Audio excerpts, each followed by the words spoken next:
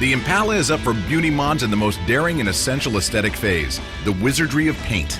Knowing where this car began might suggest only a fairy tale ending will see it through. But we won't rely on kissing a frog. This sultry princess will only find her style and allure with the expertise of skilled hands. Once upon a time means nothing. Wild and wickedly ever after is all these guys will accept.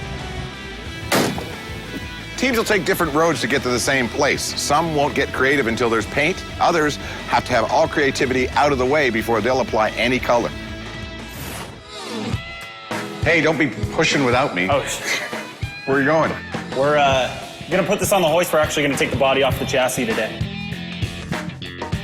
What lies ahead is a lot of sleepless nights, a lot of work, probably a little bit of stinkosity, and a lot of anger coming from our wives, to be honest with you. I mean, probably the next 2 weeks, I would probably see my wife a total of maybe 8 hours. So we're just planning for that. It's gonna be long, hard hours. We got a complete car to build essentially in 2 weeks. The upholsterer needs a full week on the car, and we have to assemble, drive, work out all the bugs in a car in 2 weeks. A lot of teamwork goes on up to this phase. For weeks, the guys have looked like a choreographed ballet company. But the dance isn't done. We've just gotten the second act out of the way.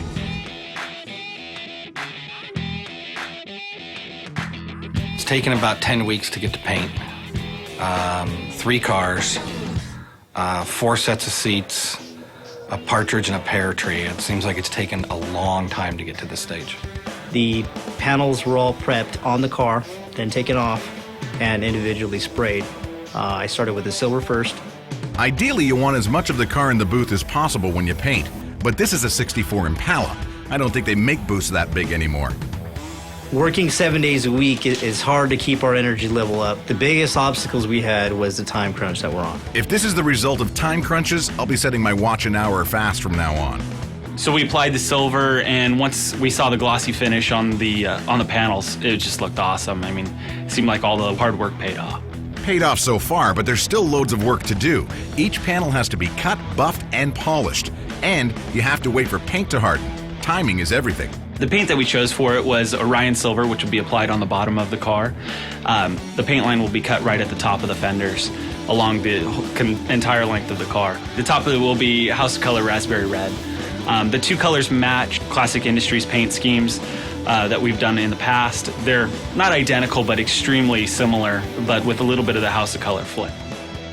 Finally, the beast is in the booth.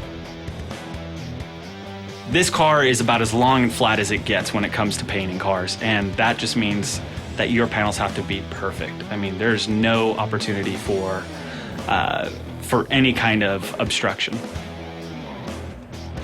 Luis was showing Dan color sanding and buffing. That's a long process in itself. One door can take up to 8 hours to do, 7-8 hours. Okay, so that was cutting, what we did, and this is buffing. This is a buffer, right? It's a little buffer. There's nearly as much artistry in buffing as there is in painting. Lay on too long and too hard, and you'll see primer in a flash.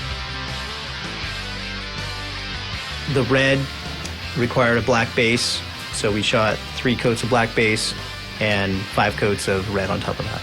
If you added all of the hours of actual application of paint, it's probably almost, I'd say, a day and a half to 2 full days of shooting paint.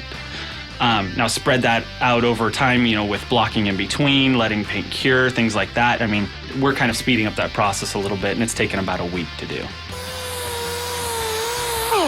With the Impala painted, this is not a gray day. It's a silver day with a little burgundy mixed in.